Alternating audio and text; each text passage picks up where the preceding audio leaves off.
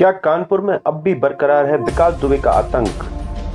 पीड़ित ने लगाया विकास दुबे के गुर्गों पर जमीन कब्जा करने का आरोप। जी हां, कानपुर में बिकरू कांड के 1 साल से ज्यादा वक्त बीत जाने के बाद भी विकास दुबे के गुर्गों का आतंक बरकरार है। मंगलवार को चौबेपुर से एक पीड़ित आईजी रेंज के यहां आया और उसने विकास दुबे के गुर्गों पर जमीन कब्जाने का आरोप लगाया। आईजी ने मामले में जांच कर उचित कार्रवाई का आश्वासन दिया। चौबेपुर निवासी केश कली ने बताया कि 19 सितंबर को आरोपित ने 10 लोगों के साथ ग्राम महाराजपुर में उनकी जमीन पर कब्जा करने का प्रयास किया। विरोध करने पर पूरे परिवार को जान से मारने की धमकी दी। इसकी सूचना उन्होंने 112 नंबर पर दी, पर दबंगों पर कोई कार्रवाई नहीं की गई। केश कली ने बताया कि उनका परिवार पिछले 3 वर्षों से पूरे रकबा पर काबिज है।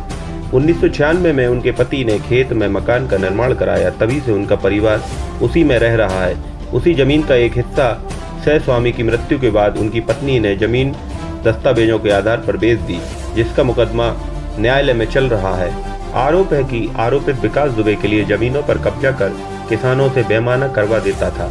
इलाहाबाद हाई कोर्ट ने कानपुर के चर्चित बिकरू कांड में विकास दुबे व उसके गैंग को पुलिस दबिश की जानकारी देने के आरोपी थाना प्रभारी विनय तिवारी व सब इंस्पेक्टर के शर्मा की जमानत अर्जी नामंजूर कर दी है। यह आदेश न्यायमूर्ति प्रदीप कुमार श्रीवास्तव ने दिया है। कोर्ट ने कहा है कि इस बात के पर्याप्त सबूत हैं कि पुलिस की दबिश की जानकारी गैंगस्टर विकास दुबे और उसके साथियों को पहले ही दे दी गई थी। पुलिस विभाग के कुछ लोग अपने विभाग की बजाय गैंगस्टर के ज्यादा वफादार हैं। इस कार से गैंगस्टर दबिश को लेकर न सिर्फ सचेत हो गए, बल्कि उन्हें जवाबी कार्रवाई करने का मौका मिला। इसी कारण पुलिस वालों को अपनी जान गंवानी पड़ी। कोर्ट ने यह भी कहा कि राजनीतिक दलों द्वारा अपराधियों और गैंगस्टरों को अपनी पार्टी में शामिल करना काफी चलन में है और चिंताजनक है। राजनीतिक दल न सिर्फ इन अपराधियों को संरक्षण देते हैं, बल्कि वहां इनकी छवि को रॉबिन हुड की तरह पेश किया जाता है। उन्हें चुनाव लड़ने के लिए टिकट भी दिया जाता है। ऐसे अपराधी कई बार जीत जाते हैं। कोर्ट ने कहा है कि इस प्रकार के चलन को जितनी जल्दी हो बंद कर देना चाहिए।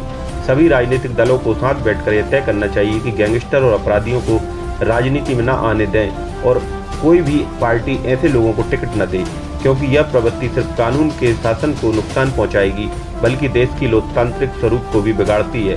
गौरतलब है कि 3 जुलाई 2020 को गैंगस्टर विकास दुबे के गांव बिकरू में पुलिस टीम दबिश देने गई थी, लेकिन गैंगस्टर को पुलिस के आने की खबर पहले ही लग गई थी, जिससे उसने घेराबंदी कर मुठभेड़ की और 8 पुलिसकर्मियों की नृशंस हत्या कर दी। बाद में विकास दुबे मध्य प्रदेश से गिरफ्तार किया गया और यूपी वापस आते समय भागने की कोशिश में पुलिस के हाथों मारा गया।